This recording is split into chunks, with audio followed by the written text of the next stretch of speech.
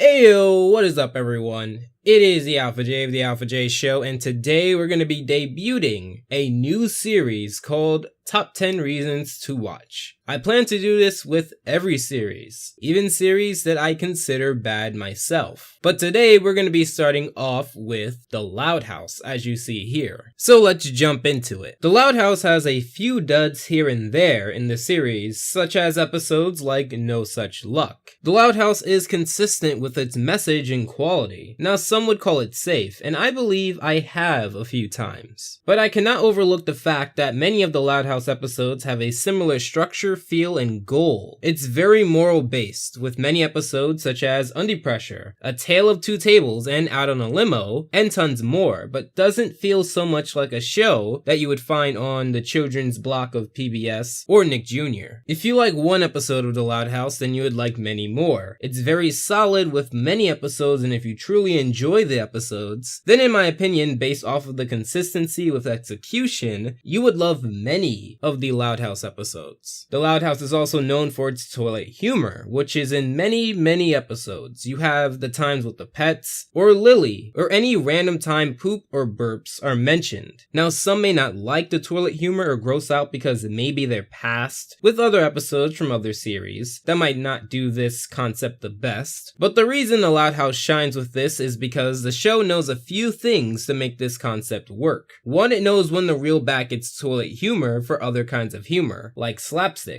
another staple in the humor groundwork for The Loud House. Two, when it does its toilet humor, it doesn't always show the gross part, like in Along Came a Sister, where Lincoln thought he picked up poop. Three, even if you really don't like toilet humor or gross out at all, it fits into the story in a realistic way, because of the personality of someone like Lincoln. He is portrayed to be someone who isn't afraid to get dirty and acts like a pretty cool kid. Now I wouldn't say The Loud House brings new concepts to the table all of the time, but what it does fantastically is the variation on commonly used plots. For example, the old strike because you're underappreciated, but learn to accept what you've been taking for granted plot. SpongeBob did it as well with the episode Squid on Strike. And there's also tons of variants, like in Fairly Odd Parents, there is the episode A Mile in My Shoes, or Teen Titans Go's Super Robin. However, The Loud House's Chore and Peace is a great variation on the topic, and doesn't use the paint by numbers approach that a show with lower effort may resort to. There's tons of examples of this. Out on a Limo is pretty much a variation on the same plot that inspired Porous Pockets, an episode from SpongeBob, and both episodes are entertaining in their own regard. So not only are the episodes solid across the board for the most part, but they're also fresh takes on the subject. There's a reason The Loud House might be getting its own feature film soon. The Loud House has wide appeal, unlike certain shows that restrict themselves to pretty much being for young kids or older teens to adults. The Loud House has a charm that can be enjoyed by anyone. I believe this is done particularly well in episodes like Save the Date, Pulp Friction, and Serial Offender, where the episode has its roots in fun, comedy, and a well-written story. But it has that pull with Lincoln and Ronnie Ann, or the appeal of comics, Saturday morning cartoons, and the sugary cereal that older viewers may appreciate and even come back to watch more of. The Loud House may be filled with many sisters, but it's not a show for girls. The Loud House may be led with a main character like Lincoln, who is your boyish boy, but the show is not just for boys either. The show can appeal to a wider audience, and I think due to the fact that Nickelodeon loves to air this series, I think they know that as well. The animation pace in The Loud House is a lot quicker compared to some of its contemporaries. This is because the show relies a lot on the back and forth between the sisters and Lincoln, the staple of slapstick, like I said before, and other cartoonish antics. Although the show is mostly rooted in being realistic, it is often fast-paced tons of times, like old cartoons that were not necessarily rooted in reality. This different approach really does make the antics of the Loud family translate well to the viewers. The comic book-like style is also a big factor to how this show show stands out. Everything from the color choices, to the comic book-like structure of some scenes, to even the title card. The show is very different, and makes use of its own unique style in a way that I've only really seen done by shows as recent as The Amazing World of Gumball, Milo Murphy's Law, Gravity Falls, and Bob's Burgers. Another show that has a heavy comic book-like artistic presence. Chris Savino may not be a name you know well right off the bat, but allow me to give you some of his history before working on The Loud House. Savino has worked on Foster's Home for Imaginary Friends as a writer in episodes such as Phone Home, and a director of many other episodes such as Hickey Burke and Bye Bye Nerdy. He's worked on a few seasons of Samurai Jack as a director there. He's worked on episodes from Dexter's Lab, My Gym Partner's a Monkey, My Life as a Teenage Robot, and the original Powerpuff Girls. With such a history with these varied cartoons, you would expect this guy to know his stuff, and he's been around the industry long enough to know how to craft a cartoon worthy of viewing. And when watching The Loud House, I can confirm, yes,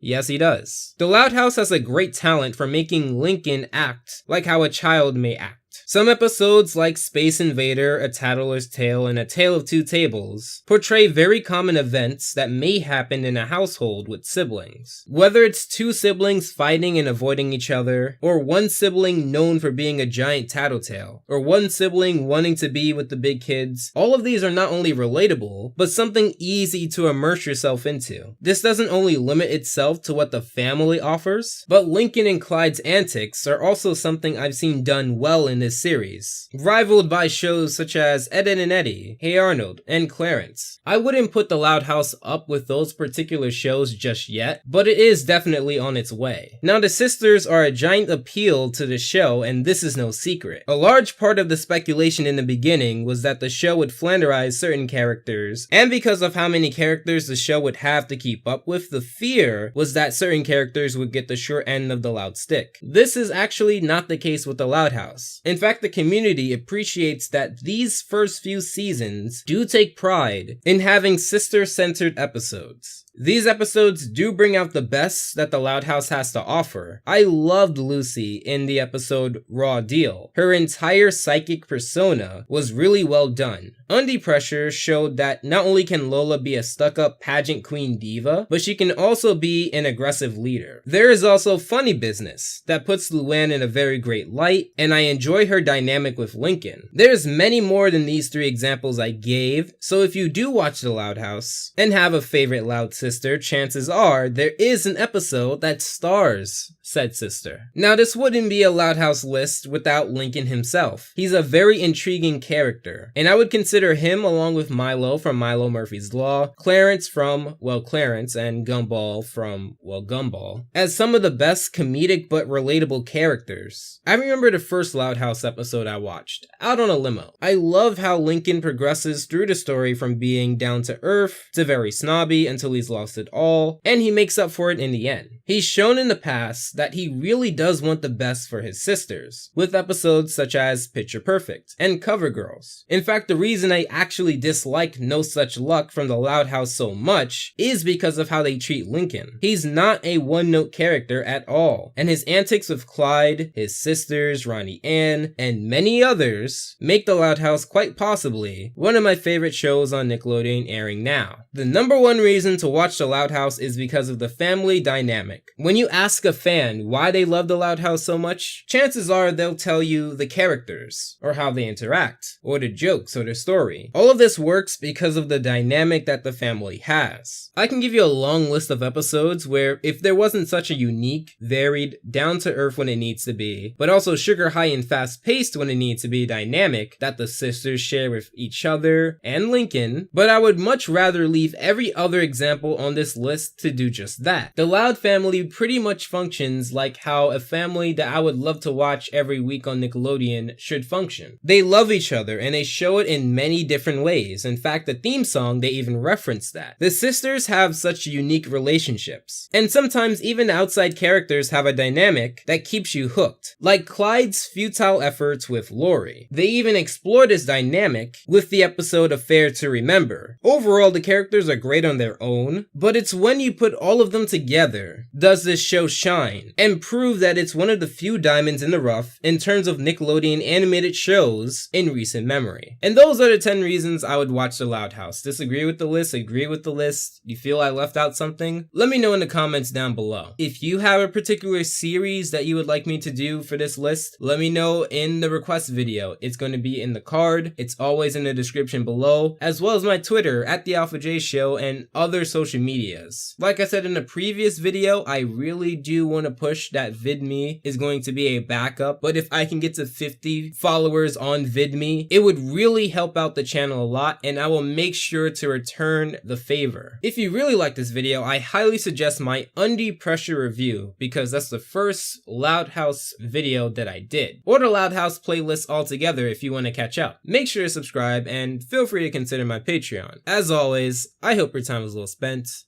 and Alpha out.